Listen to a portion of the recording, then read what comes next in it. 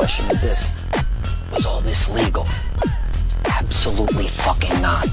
I have been a rich man and I have been a poor man, and I choose rich every fucking time.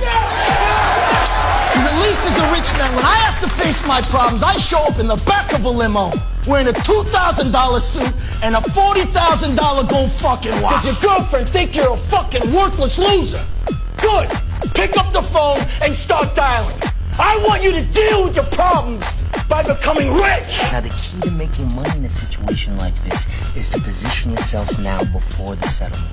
And believe me, Kevin, the only problem you're gonna have is that you didn't buy more. Sound fair enough? Shit, my wife might divorce me, but yeah, let's do it.